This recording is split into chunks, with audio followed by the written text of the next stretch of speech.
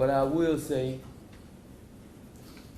I'm sorry for your loss. 19 years I've been at this job. I've seen human beings killed at the hands of others in every way imaginable. You name it, I've seen it. Shootings, stabbings, drownings, suffocatings, blown apart by cars, some DUI manslaughter cases, horrible things. This is the worst case I have ever seen as far as the facts go.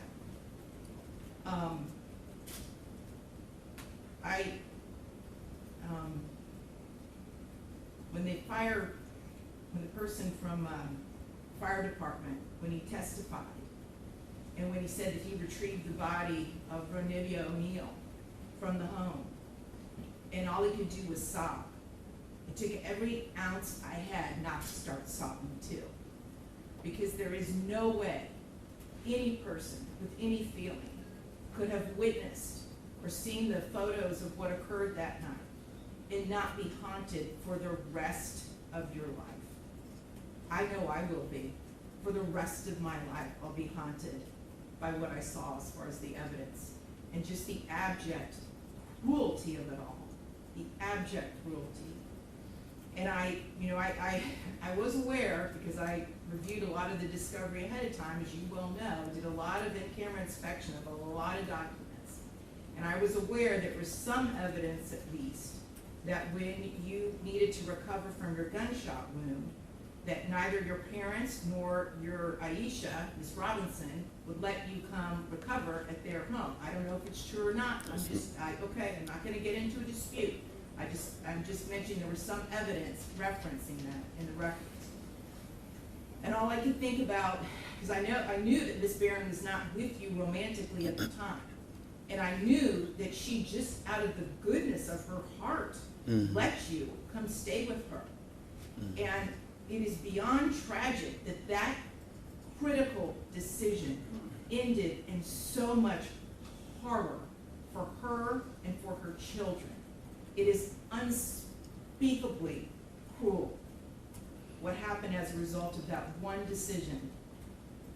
The way that Ms. Barron died was horrific, and that 911 call, which captured truly all of it. You heard, and everyone who's heard that 911 call heard a death scream. If anybody ever wants to know what it sounds like before a human being dies, knowing that their death is imminent, that's exactly what it is. That was a death scream. We're going to see if it's true. But what happened to little Ronivia and to little Ronnie, but I'm going to focus on Ronivia, because she was special. And you could tell Miss Barron had done everything she could to create a beautiful home for her family.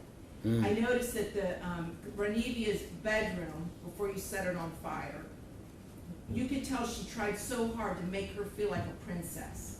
Kenyatta did everything she could.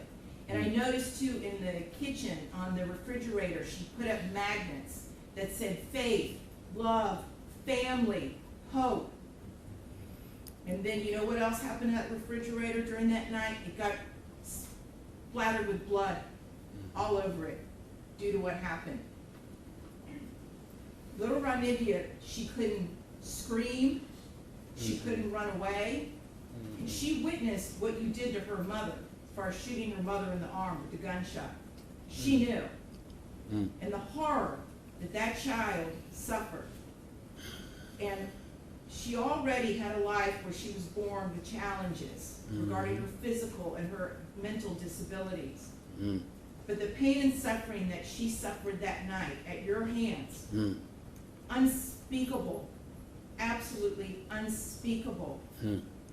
And at the moment, that first time you struck her with that hatchet, and little Ronnie testified that all he could see was tears coming out of his sister's face.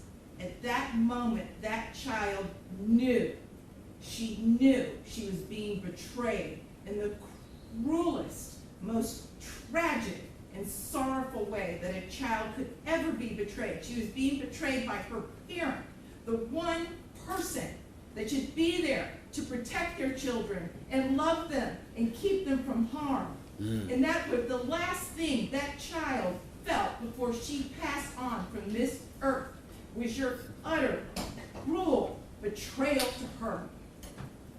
And I read somewhere, and I don't know if it's true or not, I have no idea, but I read somewhere that souls pick their lives, and that they know exactly how difficult their lives are going to be before they enter into this world.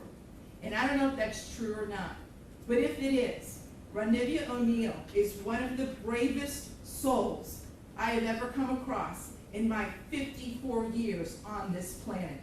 One of the bravest ever, ever, because she suffered so traumatically